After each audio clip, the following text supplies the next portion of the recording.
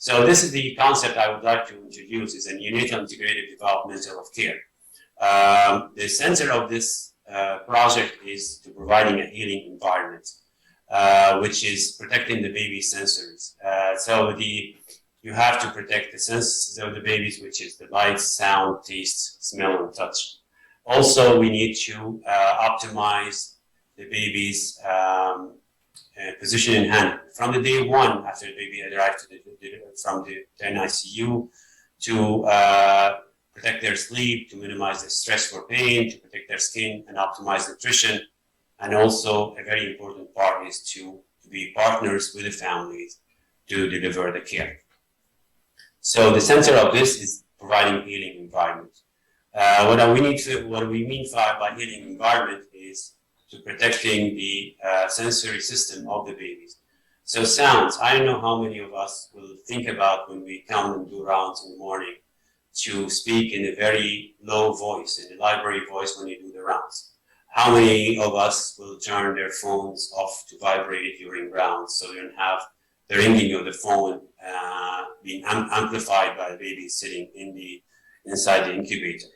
The lights, we have to protect babies' visual life. I would really like to request from you to, when you do rounds, look how many times we do procedure on the babies with the wide open eyes, that the baby staring at us. We need to have the baby's eyes closed during the procedures.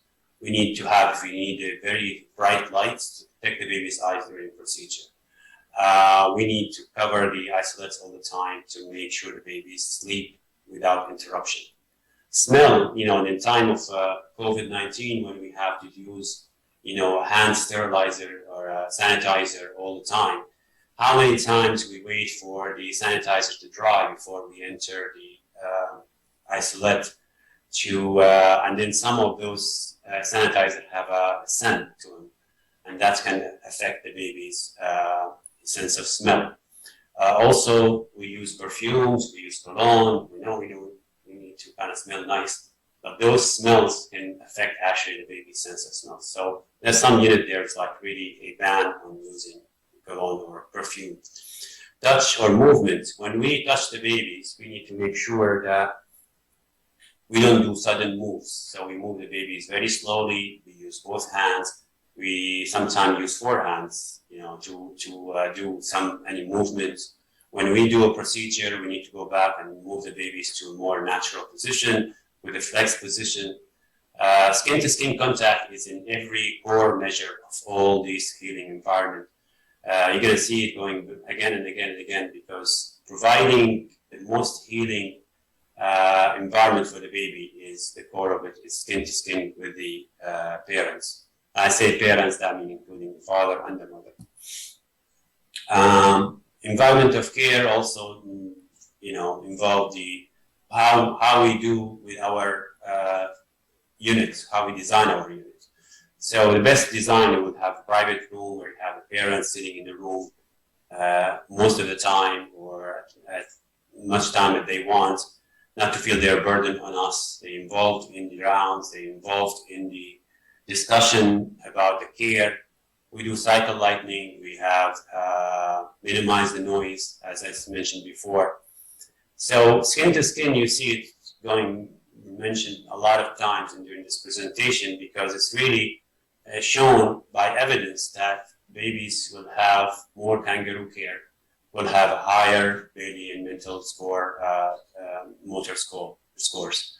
You have a higher IQ, you have better brain complexity, more synapses, and you have, if you look at them at 2 and 4 weeks, you have more maturity than their non-kangaroo care counterparts. So we have to be careful when we move the babies. We move with both hands. When you do procedure, we have 4 hands. And when you do blood drawing, you need to bundle the blood drawing so we don't interrupt the baby so many times. In the core measure 2, partnering with the family, we have to be partners with the family. We have to make them feel welcome when they come to the NICU. We answer to their questions. We involve them in rounds. We answer their questions, and we know that they're going through emotional phase when they have a premature baby. So we have to expect them to ask us a lot of questions. We have to encourage them to have skin-to-skin contact with the babies. That's because that heals the wound of the interrupted bonding that they're supposed to have after the baby is born. Positioning babies, we have to maintain the head at midline position. In our hospital, we maintain the head at 72 hours at the midline position. This is very important when the baby is on a ventilator. So the ventilator tube will not move the head to one side or another. You have to be on midline. Also, we have to maintain the babies in the posture, which is simulate the womb or the uterus posture. In the tucked position, flexed. And when we handle the babies full term, we have to handle them very slowly. No sudden moves. We don't interrupt the baby's sleep if they're sleeping. And we, as much as possible, do skin-to-skin contact with the mother because that's a natural habitat for all newborn. In the sleep part, we should never waken up the babies from sleep unless it's absolutely necessary.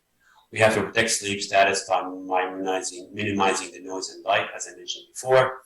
And skin-to-skin also promotes sleep for those babies. In the core measure 5, it's minimizing the stress circuit. Providing healing environment, no noise, no light, no sudden moves.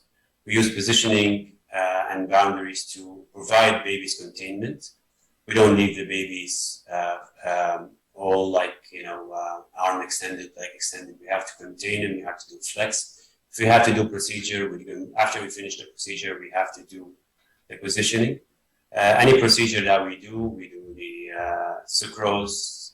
We have to give it 2 minutes. We have to understand the physiology, how it works, and what time is given for it to work before we do the procedure.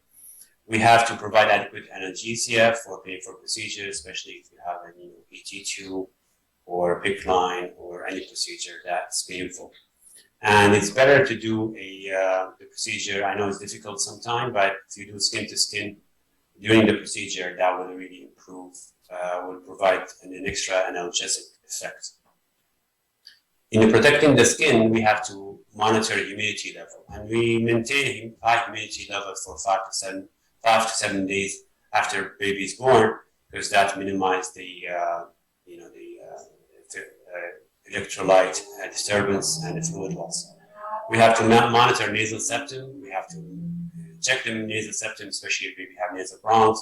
We have to protect it from being broken down by the nasal bronchs. We have to have also examined subtle skin many times. Among them is the oral mucosa, the diaper area for candida fungal infection, and also skin-to-skin will have support the maturation of the brain and protect the whole environment of the baby. So optimizing nutrition is the last core measure. We have to explain to the parents that human milk is an optimal diet. We have to discuss the medical need. We discuss when they should pump, and we support the mother in early continuing milk supply. We provide ongoing breastfeeding education. We explain to the mothers things that can improve the milk supply, and among them is the also bonding and the skin-to-skin contact. We have to use cue-based. We have to understand when the baby telling us that the baby is stressed or the baby hungry. We don't have to wait for infants to be on certain hours to be fed. And that's more for the full-term babies and premature babies. And we have to be supporting breastfeeding prior to discharge.